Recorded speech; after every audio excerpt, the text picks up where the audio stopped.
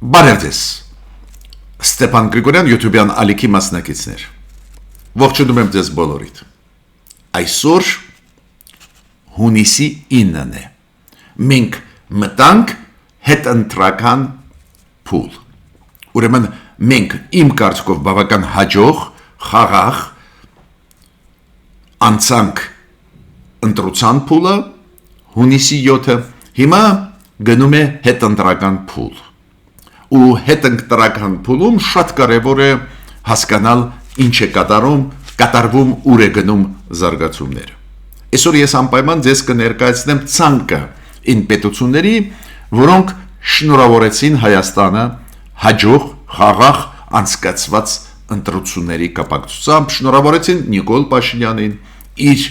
գլխավորած քաղաքական ուժին, քաղ պայմանագրին հաղթանակի կապակցությամբ Այդ ցանկը պետությունների շատ կարևոր է։ Նաև արձագանքեցին մեր ընտրական process-ներին եւ արդյունքներին Թուրքիան, Իրանը, շատ եվրոպական երկրներ, այլ երկրներ, ու այդ ցանկը ցույց է տալիս, ովքեր են մեզ հետ աշխատում, լուրջ աշխատում, կապում են մեզ հետ ապագան, անպայման դրա մասին պետք է այսօր խոսենք։ Ես այսօր ուզում եմ նաև, որ մենք ձեզ հասկանանք ինչ է կատարվում։ Կարծես թե ընդդիմադիր դաշտը, քաղաքական ընդդիմադիր դաշտը ու առաջի հերթին 3 ռուսամետ քաղաքական ուժեր, մեծ ուժեղ Հայաստան դաշինքները եւ Բարգավաճ Հայաստանը կարծես թե դժգոհ են արդյունքներից ընտրությունների, բայց դեր համախմբված ինչ որ քայլեր մենք չենք տեսնում։ Դեր չունենք արձագանք մեծ Ռուսաստանի կողմից, արձագանք կա, այդ արձագանքի մասին Ռուսաստանի կասեմ, ու ընդհանրապես Ռուսաստանը կճանաչի մեր ընտրությունների արդյունքները թե ոչ, կշնորհավորի Պուտինը Նիկոլ Փաշինյանին թե ոչ, դա էլ հարցեր են, բայց մենք չենք տեսնում մեծ ինչ որ դժգոհություններ ընտրության օրվանից հետո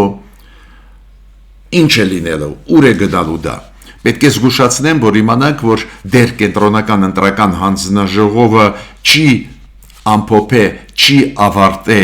չի ներկայացրե վերջնական բաշխումը մանդատների պատգամավորների այն ուժերին, որոնք անցան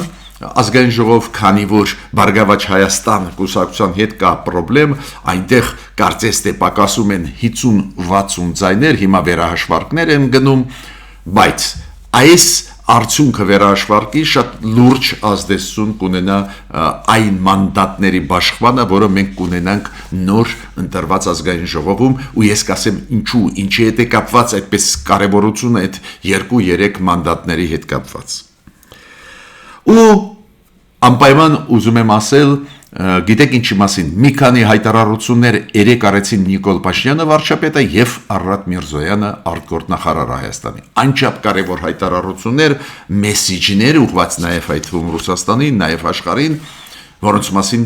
այսօր անպայման մենք կխոսենք։ Ուրեմն սկսում ենք մեր աշխատանքը, մինչեւ սկսելը մեր աշխատանքի, խնդրում եմ բաժանորդագրվել, կիսվել, լայքել, քանի որ Դուք տեսնում եք, մեր աշխատանքը շատ օգտակար է, մենք վերստուգում ենք ինֆորմացիան նոր ենք ձեզ տալի, տեսակ գրեթե բոլոր առանց բացառության մեր կանխատեսումները իրականություն դարձան, մենք ասում էինք, ինչով կավարտվեն այս ընտրությունները հիմնվելով օբյեկտիվ ինֆորմացիայի վրա, ասելով ով հաղթող դուրս կգա, ով շանս ունի ֆրակցիա ունենալ, ով շանս ունի մեծ թվով ձայներ հավաքել, ամբողջը համապատասխանում է արդյունքների այս ընտրությունների, ուրեմն մեր վերլուծությունները ճիշտ են, մոտ են իրականության։ Ու դա է պատճառը, որ ես խնդրում եմ բաժանորդագրվել, կիսվել, լայքել, ինչու դա ուժեղացնում է աշխատանքը մեր YouTube-յան ալիքի, ավելի ակտիվ տարածում է մեր նյութերը սփյուռքայության մեջ եւ Հայաստանի Հանրապետության բոլոր առանց բացառությամբ քաղաքացիների մեջ։ Ուրեմն սկսում ենք այսօրվա աշխատանքը։ Հայաստանի ընտրությունների կապակցությամբ եւ շնորհավորական խոսքեր Նիկոլ Փաշինյանին իր քաղաքապայմանագրի կուսակցության իր կողմից գլխավորված շնորհավորական խոսքերը սկսվեցին դեր գիշերը, դեր արդյունքները ֆիքսված չէին, առաջի 20 թե 30% քվեաթերթիկների մշակվել էին, բայց օրինակ պարոն Իրակլի Կոբախիձեն վարչապետը Վրաստանի շնորհավորեց Նիկոլ Փաշինյանին եւ իր կուսակցությանը հաղթանակով։ Ինչ որ չափով դա հասկանալի է, քանի որ հարևան բարեկամ ժողովուրդ, հարևան երկիր, Հայաստանը ունի իրոք լավ հարաբերություններ Վրաստանի հետ, Հայաստանի սուրվա կառավարությունը ամեն ինչ անում է, որ Եվրոմիությունը, Միացյալ Նահանգները Վրաստանի հետ շարունակեն ակտիվ աշխատել, դուք գիտեք, այնտեղ կան հարաբերություններում խնդիրներ, խնդիրներ, ու պարզ է Վրաստանի վարչապետը ցույց տվեց, որ գնահատում է այդ Հայաստանի մեծ քայլը ու բավական առաջ ընկավ։ Բայց գլխավոր շնորհավորական խոսքերը սկսվեցին ամսի 8-ին 3 մոտավորապես ժամը առավոտ շուտ ժամը 9-ից 9:30-ից։ Քանի որ նախնական տվյալները վերջնական չէին, բայց նախնական տվյալները տրվում էին կենտրոնական ընտրական հանձնաժողովում։ Նոր ես ասեցի, նախնական տվյալները վերջնական չէին, քանի որ առաջացավ խնդիր Բարգավաճ Հայաստան կուսակցության հետ, այնտեղ 50 թե 60 ձայն պակաս է, պարզ է այդպես փոքր թիվ է, որ պարտավոր է վերահաշվար կանել, որ իրոք արդար որոշում ընդունես ի վերջո անցավ այդ կուսակցությունը թե ոչ, դա է պատճառը, որ այդ նախնական տվյալները շատ նախնական են, բայց ժամը 9-ին առավոտ շուտ հիշում եք հրապարակեց կենտրոնական ընտրական հանձնաժողովը։ Դրանից հետո ընդունված է շնորհավորել։ Ու մեզ շնորհավորեցին օրինակ Ղազախստանի նախագահ պարոն Տոկաևը, շնորհավորեց Լատվիայի նախագահ, շնորհավորեցին Եվրոմիության ղեկավարությունը եւ Ուրսուլա ֆոն դեր Լյայենը եւ Կոշտան նախագահ Եվրոմիության եւ Մարտա Կոսը, պարզ է առաջիններից ով շնորհավորեց Նիկոլ Փաշինյանին եւ իր կուսակցությունը դա պարոն Մակրոնն էր, Էմանուել Ֆրանսիայի նախագահ, Էստոնիայի վարչապետը շնորհավորեց պարոն Զելենսկին, նախագահ Ուկրաինայի։ Այդ շնորհավորական խոսքերի մեջ շատ կարևոր մաս կար, որ ինքը շնորհավորելով Նիկոլ Փաշինյանին իր կուսակցությանը, որ կրել են, հաղթել են ու գնում են դեպի եվրոինտեգրացիան, ինքը կոչ արեց նաև Եվրոմիությանը ավելի էֆեկտիվ, ավելի արագ պաշտպանել Հայաստանին։ Ինքը ասում է, այս շատ կարևոր է Հայաստանի համար, քանի որ այս ընտրությունները ցույց տվեցին, որ դեպի եվրոինտեգրացիան ուզում է գնալ հայ ժողովուրդը, ուստեղ աջակցությունը հետևողական ու ուժեղ պետք է շարունակվի։ Պարզ է, որ շնորհավորեցին նաև Հայաստանը Եվրոպարլամենտի ղեկավարությունը ու Տիկին Մեծոլան, Մոլդովայի նախագահ Տիկին Սանդուն, Լեհաստանի վարչապետ Տուսկը, Շվեցիայի, Իսպանիայի, Ավստրիայի, Լիտվայի, Դանիայի վարչապետները, Եվրոպան բավական համախմբված շնորհավորեց մեզ առանձին, բայց այդ երևում էր, որ իրար հետևից բոլորը մեզ շնորհավորում են։ Ինձ համար շատ կարևոր էր պարոն Մոդիի, Հնդկաստանի վարչապետի շնորհավորական խոսքերը, դա ցույց է տալիս, որ Հայաստանի էֆեկտիվ, ակտիվ աշխատանքը Հնդկաստանի հետ, Եվրոպայի հետ տվեցին իր արդյունքները, հենց իրանք շնորհավորեցին, շատ կարևոր էր ինձ համար, որ Ղազախստանը, Վրաստանը շատ արագ արձագանքեցին, շնորհավորեցին, դա նշանակում է, որ այն աշխատանքը, որը գնում է Վրաստանի հետ եւ Ղազախստանի հետ, գիտեք, վերջի ժամանակներս շատ լուրջ ծրագրեր ենք մենք իրականացնում, իր արդյունքը տալիս է, իրանք ուշադիր են մեր նկատմամբ։ Նու զարմանալի կլիներ, եթե Միացյալ Նահանգները չշնորհավորեն Նիկոլ Փաշինյանին ու Մարկո Ռուբիոն շնորհավորեց Նիկոլ Փաշինյանին եւ իր կուսակցությունը։ Բայց Մարկո Ռուբիոյի խոսքերի մեջ որ մասն էր շատ կարևոր, որ իրենք բարձր են գնահատում Հայաստանի քաղաքականությունը դեպի խաղաղություն, դեպի խաղաղություն Ադրբեջանի հետ, դեպի այդ բանակցային process, դեպի տրիպ Դոնալդ Տրամփ ուղու ծրագիրը։ ու ինքը ասեց, որ Դոնալդ Տրամփ ծրագիրը հիմա պետք է շատ ակտիվ իրականացնենք։ Տեսակ ամեն մի մեր դաշնակից գործընկեր իրանց հուզող հարցերը շեշտը դնում են, որտեղ որ մեր շահերը ակնհայտ համընկնում են ու դա շատ լավ է։ Եվրոպացիք օրինակ հատուկ նշում էին ոչ միայն այն, որ Հայաստանը ուզում է հարավային Կովկասում խաղաղություն լինի, եվրոպացիք ողջունում էին դա, ողջունում էին ժողովրդավարությունը, բայց շեշտը հատուկ դրված էր, որ Հայաստանը շարունակում է գնալ դեպի եվրոինտեգրացիան ու ուժեղացնում է ժողովրդավարությունը։ Առանձին ու շատ կարևոր է, որ մեզ շնորհավորեց Գերմանիայի վարչապետը։ Գերմանիայի վարչապետը հատուկ նշեց, որ Հայաստանի վրա հզոր ճնշում էր գնում, բայց հայ ժողովուրդը չի ենթարկվեց այդ ճնշմանը Ռուսաստանի կողմից։ Այդ ասեց Գերմանիայի վարչապետը։ Շատ կարևոր է, որ մեզ շնորհավորեց Իրանի նախագահ պարոն Պեզիշկյանը, ինքը շնորհավորեց մեծ տեքստ էր, որ մեր պետությունները շատ ակտիվ համագործակցում են, որ այդ շարունակվի այդ համագործակցությունը, ու ինքը շնորհավորեց Նիկոլ Փաշինյանին ու ընդգծեց հատուկ, որ Նիկոլ Փաշինյանի ժամանակ հայ-իրանական հարաբերությունները շատ խորացան։ Հայերեն լեզվով մեզ շնորհավորեց Իրանի արտգործնախարարը պարոն Արախչին։ Հիմա նաև Թուրքիան արձագանքեց մեր ընտրություններին։ Ուրեմն Թուրքիայի արտգործնախարարությունը նշեց, որ ողջունում է, որ Հայաստանում անցան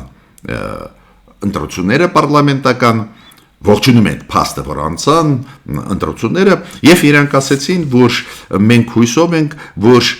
Հայաստանը ավելի ուժեղ քայլեր կգործադրի դեպի խաղաղություն մեր տարածաշրջանում, որ մեր տարածաշրջանը ավելի խաղաղ լինի, ու իրանք ասեն Թուրքիան պատրաստ է շարունակել աշխատել, կոպիտ ասած ավելի համարձակ քայլեր, որ Հայաստանը կանի։ Ստեղ ակնարկը ինձ համար հասկանալի է, բայց այդ ակնարկը բացեց Թուրքիայի արտգործնախարարը։ Ինքը ողջունեց այս ընտրական process-ը Հայաստանում, բայց ինքը ասեց, որ շատ լավ է, որ դեպի խաղաղություն է գնում տարածաշրջանը, շատ լավ է, որ եւ Հայաստանը եւ Ադրբեջանը այդ ուղղությամբ գնում է, բայց ինքը հատուկ նշեց, որ այս ավելի համարձակ քայլերը, որոնք պետք է անի Հայաստանը, դա կապված են Ադրբեջանի հետ հարաբերություններում։ Քանի որ Ադրբեջանը, հիշում եք, մեզանից պահանջում է սահմանադրական փոփոխություն կատարել, Թուրքիան էլ ասում է, մենք սպասում ենք ավելի համարձակ քայլեր, որ այն հիմնավորված մտահոգությունները Ադրբեջանի փարատվեն։ Պարզ է, Թուրքիան չի թաքցնում, որ Ադրբեջանի հետ միասին լուծում է հարցերը Հայաստանի հետ, անջատված չեն այդ process-ները հայ-թուրքական եւ հայ-ադրբեջանական պետք է անջատված լինեն, բայց Թուրքիան նորից մեզ ասում է, որ մենք երկխոսությունը Հայաստանի հետ կշարունակենք, բայց մենք բոլոր հարցերը համաձայնեցնում ենք Ադրբեջանի հետ։ Ու Թուրքիան ասում է այն մտահոգությունը, որը ունի Ադրբեջանը սահմանադրության հետ, Հայաստանի պետք է փարատվի։ Դες Հայաստանը պետք է իր քայլերը անի։ Ես պետք է ասեմ, որ համաձայն չեմ այն ձևակերպման հետ պարոն Ֆիդանի, որ Թուրքիայի մտահոգությունները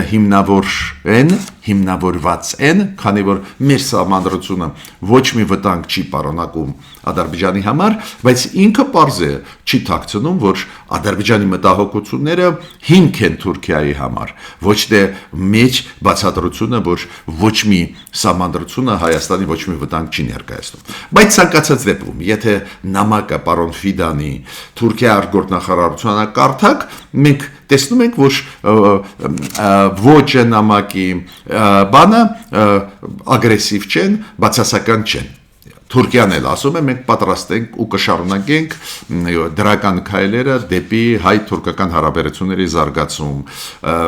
բայց նորից կրկնում եմ, նորից մեզ հիշեցրեցին, որ կա հարց սահմանադրության փոփոխության հետ կապված, այդ նախապայմանը, որը դնում է Ադրբեջանը, ու Թուրքիան ասում է, դե էդ էլ լուծեք, որ առաջ գնանք։ Դուք իմ կարծիքը գիտեք, մեր սահմանադրությունը ոչ մի խնդիր չի առաջացնում Ադրբեջանի տարածքային ամբողջականության համար, եթե շարունակեն պնդեն, ուրեմն այս խաղաղության process-ը ավելի դանդաղ կզարգանա այդ խաղաղության process-ը, բայց եթե Թուրքիան շարունակի այդ գիծը տանել, դա միայն կդանդաղացնի խաղաղության process-ը մեր տարածաշրջանում, մինչդեռ խաղաղությունը ոչ միայն Հայաստանին է պետք, նաև պետք է Ադրբեջանին, նաև այդ թվում պետք է Թուրքիային։ Հիմա Ռուսաստան։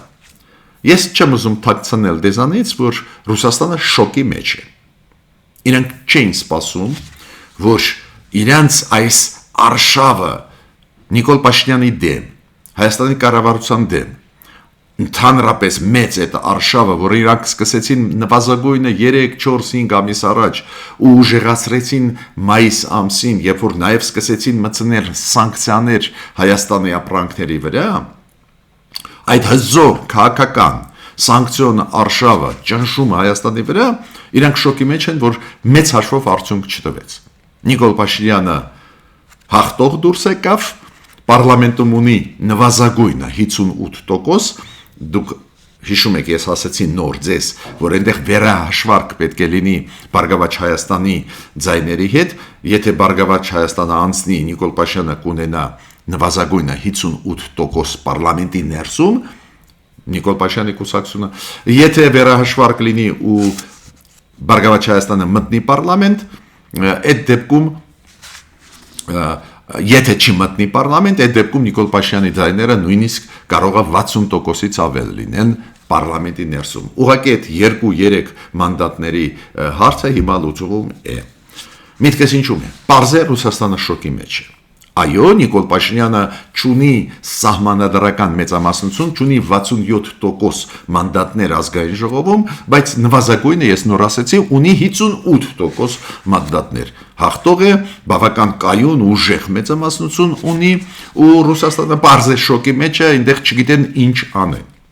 Դրա հետ եմ նաև ես կապում, որ ընդդիմությունը մեծ հաշվով դեռ ոչ մի process չի սկսել, բողոքի process։ Ինչ որ հայտարարություն եղել են ընդդիմության կողմից հիմա կասեմ, բայց Ռուսաստանը շոկի մեջ է։ Այդ շոկը երևում է որտեղից։ Ուրեմն մեր ընտրությունների հետ կապված տեսակ ես թվարկեցի պետությունները, որոնք շնորհավորեցին, որ անցան ժողովրդավարական ընտրություններ, որ անցան թափանցիկ ընտրություններ, որ անցան ընտրություններ առանց բախումների, խաղաղ պայմաններում։ Այո, խնդիրներ միշտ էլ կան ընտրությունների ժամանակ, նույնիսկ հիմա, երբ որ ակնհայտ ավելի մաքուր ընտրություններ են, կային տեխնիկական խնդիրներ, այլ խնդիրներ, բայց բոլորը շնորհավորում են, որ անցան ընտրությունները, ու ես տեսակ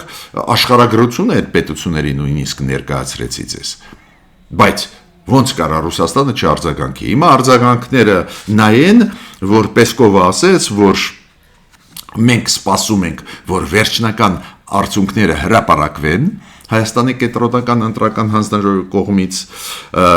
եւ իրանք ասում են մենք ուսումնասիրում ենք այն հայտարարությունները, որոնք ընդդիմադիրների կողմից արվում են, ուսումնասիրում ենք այդ խախտումների ծավալը, բազմաթիվ խախտումների մասին է խոսքը, ինքը ասեց, եւ այդ ամեն ինչը ֆիքսում ենք, որ հետո մեր կարծիքը ասել։ Ուրեմն Ռուսաստանում սպասում են, մտածում են ինչ անել, քանի որ շոկի մեջ էր ընտրություններից։ Պարզվեց, որ Ռուսաստանի ազդեցությունը մենակ նա էր, որ Նիկոլ Փաշինյանը չստացավ սահմանադրական մեծամասնություն, ստացավ կայուն ուժեղ մեծամասնություն, բայց չստացավ սահմանադրական մեծամասնություն, այնտեղ հարցը 6-7 մանդատի մասին է խոսքը պարլամենտում։ Էսա Ռուսաստանի ազդեցությունը, այս ամբողջ աղմուկը, ամբողջ սանկցիաները, Պուտինի ելույթները, այդ իր թիմի բոլոր անդամների տասնյակ ելույթներ վարչապետ Նիկոլ Փաշինյան դեմ ուղված բերեցին, որ մի քանի ձայն կորցրեց, մի քանի պատգամավորական տեղեր կորցրեց Նիկոլ Փաշինյանը։ Էսա Ռուսաստանի ազդեցությունը Հայաստանում շատ ցածր։ Մարիա Զախարովան նաև արձագանքեց, նաև ինքը ասեց, որ մեծ ճնշում էր ընտրությունների ժամանակ ընդդիմության վրա, ձերբակալություններ, մասսայական, չգիտեմ ինչ, հասարակությունը Հայաստանում բևեռացված է, մարդիկ ուզում են Ռուսաստանի հետ աշխատել, կառավարությունը դեմ է, մարդիկ ուզում են ԵԱՏՄ-ին լինել, կառավարությունը դեմ է, աջակցությունը Նիկոլ Փաշինյանին էականորեն թուլացել է, Մարիա Զախարովին պետք է ասեմ, որ պետք չի խառնել желаемое ռեալությունների հետ։ То есть իր ցանկությունները ինքը չպետք է խառնի այն ռեալությունների, որոնք Հայաստանում կա։ Ուրեմն ոչ մի բևեռացում հիմա չկա այսօր, այս պահին։ Ընտրություններից հետո ինչ բևեռացում, երբ որ մարդիկ եկան ու Նիկոլ Փաշինյանին պարլամենտի ներսում տվեցին 58%։ Ընտրությունների ժամանակ տվեցին 49% Նիկոլ Փաշինյանին, դու գիտեք վերաաշխարհով պարլամենտի ներսում 58% ինքը ունի, ինչը համապատասխանում է եվրոինտեգրացիոն այն ուսումնասիրությունների, որոնք անցկացրել են տարբեր կազմակերպություն Հայաստանում։ Հիշում եք IRI-ին, Հանրապետական ինստիտուտը, երբ որ անցկացնում էր ուսումնասիրություններ, ուր ուզում գնալ հայ ժողովուրդը 58-60% մեր մարդիկ ուզում էին գնալ դեպի եվրոինտեգրացիա ու դուք տեսնում եք Նիկոլ Փաշինյանը պարլամենտի ներսում ստացավ 58%։ Ինչ եմ ուզում ասել, այդ մեծ տոկոս է, գրեթե 60% մարդիկ ուզում են եվրոինտեգրացիա ու պարլամենտում դա արտահայտվեց։ Ուրեմն պետք չի խառնել Մարիա Զախարովան խառնում է իր ցանկությունները ռեալությունների հետ։ Բայց միտքս ինչու՞մ է կայանում։ Միտքս նրանում է կայանում, որ Ռուսաստանը շոկի մեջ է, Ռուսաստանը չի հասկանում ինչ պետք է արվի, ինչ է ուզում անել, իրանք պետք է որոշում ընդունում են մեր ընտրությունները, թե ոչ արդյունքները, համարում են, որ շատ են խախտումները ու ասենք հանդես են գալու հայտարարության, որ լեգիտիմությունը չեն ճանաչում մեր ընտրությունների, բայց այդ դեպքում ընդհանրապես կկորցնեն Հայաստանը։ Դա է պատճառը, որ հիմա Պուտինը իր թիմի հետ նստած մտածում է ինչ անեն, դա է պատճառը, որ Պեսկովը ու Մարիա Զախարովան արեցին հայտարարություններ, բայց շոշափում են տրամադրությունները մեր ներսում հասարակության։ Ու քանի որ բողոքի ակցիաներ չկան, բողոքի ակցիաները շատ լուրջ չափարոշիչ պետք է լինեին, ինչքան նով դժգոհ է արդյունքներով հասարակությունը, բայց ոչ երեք, ոչ այսօր ոչ մի բողոքի ակցիաներ չկան, դա է պատճառը, որ ծանր վիճակում են։ Պուտինը պարզ է, որ պատրաստ չի շնորհավորել Նիկոլ Փաշինյանին հաղթանակով, բայց հիմա նստած մտածում են ինչ անեն։ Հիշում եք առաջարկություններ կային Ռուսաստանի ներսում միջև ընտրությունների արդյունքները չճանաչել, որ Ռուսաստանը համարի ոչ լեգիտիմ այսօրվա նոր ընտրված կառավարությունը։ Նայենք ուր է գնալու զարգացումը ու ես անպայման հիմա կներկայացնեմ ձեզ մեր ընդդիմության մոտեցումները, մեր ընդդիմության արձագանքը։ Օրինակ, պարոն Արման Թաթոյանը, որը գլխավորում են, հիշում եք, Միասնության թևեր կուսակցությունը, ինքը ասեց, որ իրանք կպահանջեն վերահաշվարկ ձայների, պարոն Արման Թաթոյանը, ինքը ասեց, որ շատ է չարաշահվե ադմինիստրատիվ ռեսուրսը, ճնշումը համակարգի վրա ընտրական շատ մեծ էր պետության կողմից, կային կեղծիքներ կապված ընտրություններ մարդկանց ձայները հետ կապված կեղծիքներ կային ու ինքը ասեց մեծ ազդեցություն կան դրսից, Բաքվից, Անկարայից, Բրյուսելից, Վաշինգտոնից եւ Մոսկվայից, ինքը նշեց նաեւ Մոսկվա։ Ու ստեղ հարցը նրանում չի, ես կիսում եմ այս ասածը թե ոչ, բայց այս կուսակցության դեպքում ես գոնե լսեցի հայտարարությունը իրանց դիրքորոշումը։ Գուրգեն Սիմոնյանը ու իր շնորհապետական կուսակցությունը իրանք չեն համարում այս ընտրությունները լեգիտիմ չեն համարում։ Բոլորի դեմ կուսակցությունը իրանք քննադատեցին, իրանք ասում են շատ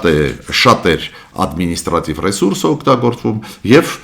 կաշառում էին փորձ կաշառել ընտրողների շատ մեծ էր։ Հիմա ինչ վերաբերում է ուժեղ Հայաստան, մենք բոլորս օրինակ ես սպասում եմ ուժեղ Հայաստանի հայտարարությանը։ Իրենք խոստում տալիս են, որ հայտարարություն անեն, բայց երկրորդ օրը գնաց ընտրություններից հետո ոչ մի հայտարարություն դեռ չեն անում, չգիտեմ ում են սպասում, ասենք Ռուսաստանի դիրքորոշմանը սպասում են, թե ինչ են սպասում։ Իրենք ինչա չունեն կարծիք այս ընտրությունների մասին։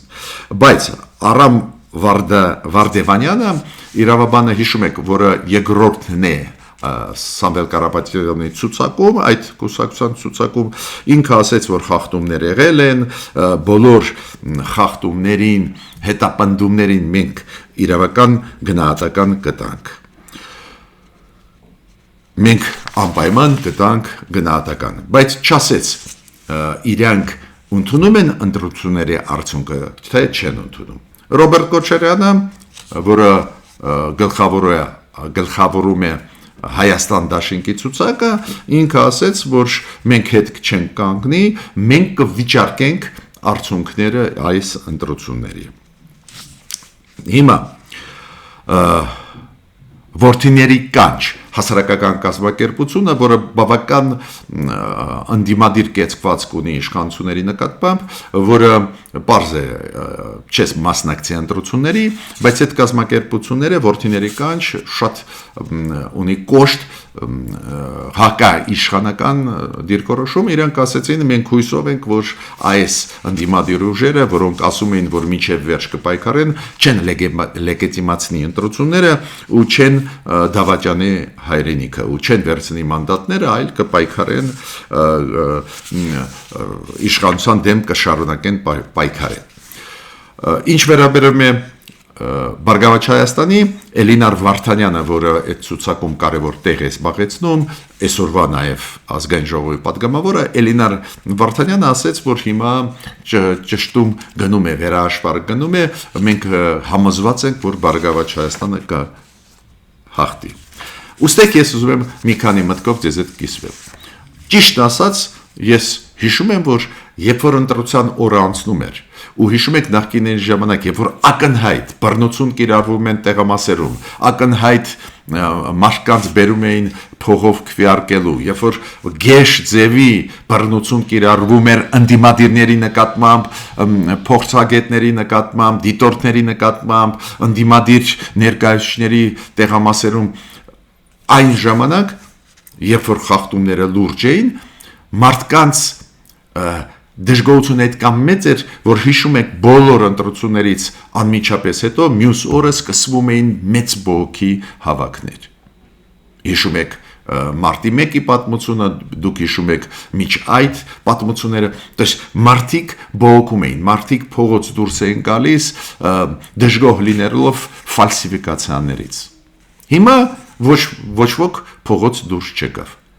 Պարզ ինչու, քանի որ Նիկոլ Փաշինյանը կարողացավ կառուցել ընտրական համակարգ, որտեղ որ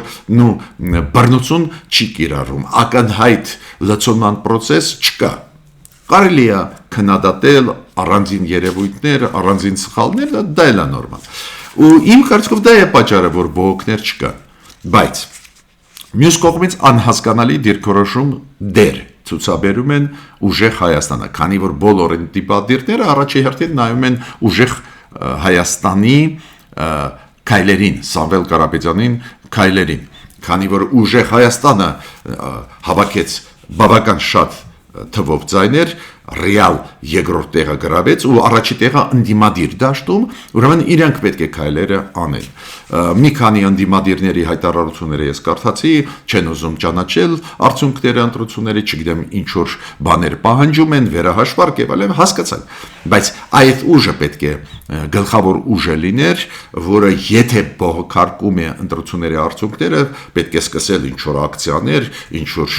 ցուցաբերել դիրքորոշում։ Իրանք ասում են մենք մտածում ենք։ Դա նշանակում է, որ իրոք անցան ընտրությունները լավ, իրոք անցան խաղաղ պայմաններում, իրոք այն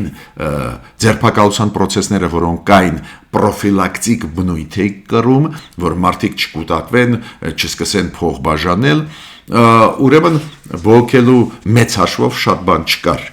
Բայց նայենք միգուցե սպասում են Կրեմլի արձագանքից, ինչ կասեն, Կրեմլից ինչ անել, ինչ չանել, բայց ցանկացած դեպքում ակտիվ դիրքորոշում չունենալը այս 2 օրվա ընթացքում ընտրություններից օրվանից հետո 3 ու այսօր չունենալ ակտիվ դիրք խոսում է նրան մասին, որ նորմալ անցամ ընտրությունները ու ես պետք է ասեմ, որ ես կասկածում եմ ու մտածում եմ, որ վերահաշվարկից հետո, երբ որ վերջնական տվյալները կենտրոնական ընտրական հանձնաժողովը ներկայացնի մեզ, ով անցավ, ինչ մանդատներ ստացան ուժերը, ես գրեթե կասկած չունեմ, որ ընդդիմադիրները բոլորը կգնան, մանդատները կվերցնեն ու խելոք կաշխատեն ազգային ժողովի ներսում։ Ու հիմա ուզում եմ ուղղակի 1-2 կարևորագույն հայտարարություններից ասել, որոնք արել են Նիկոլ Փաշինյանը։ Նիկոլ Փաշինյանը ասեց, որ եւ ռատիֆիկացիոն process-ը TRIP ծրագրի հետ կապված հիմա կավարտվի։ Դուք գիտեք, այդ լրջագույն պայմանագրեր Միացյալ Նահանգների հետ, Դոնալդ Տրամփի հետ կապված բոլորս խոսում ենք, հիմա սկսվեց կոնկրետ աշխատանք, բայց Նիկոլ Փաշինյանը ասեց, մոտ ժամանակներս ռատիֆիկացիա կարվի, պարզ այդ միջպետական կարևորագույն պայմանագրեր են։ Բացի դրանից ինքը ասեց, որ Ադրբեջանի հետ այն խաղաղության process-ը ինստիտուցիոնալ բնույթ կստանա, չբացեց փակագծերը, ես չեմ կարող ասել ինչ նկատի ուներ,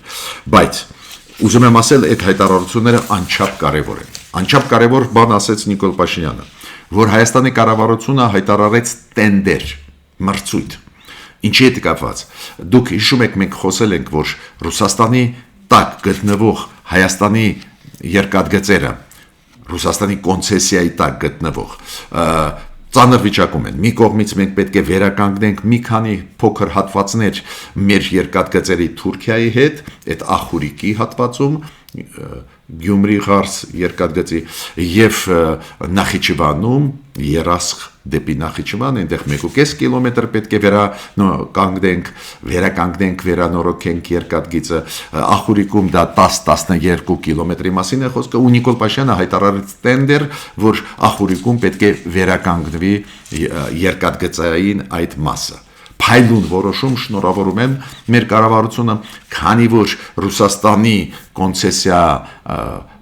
կոնցեսիան Ռուսաստանի երկաթգծերը հրաժարվում էին դա անել ու հիմա մերոնք միակողմանի քայլեր անում են։ Ռուսաստանը պարզ է արձագանքի դժգոհ կլինի, ոնց կոնցեսիայի տակ գտնվող հատվածները դուք ուզում եք վերանորոգել, բայց ճիշտ է անում մեր կառավարությունը սпасել դա իրոք շատ վտանգավոր է։ Ինչքան կարելի է շուտ պետք է ծրագրերը խաղաղության հետ կապված, հայ-թուրքական հարաբերությունների հետ կապված կյանքի գոչել։